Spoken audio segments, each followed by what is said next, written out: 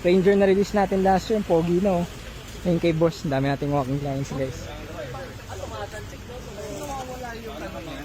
Sir?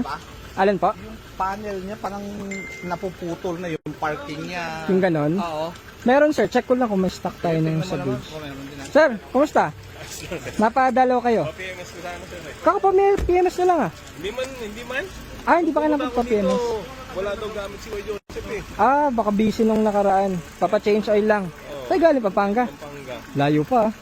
Pogi na nung ano nyo ah. Naka-loaded na, naka-set up na.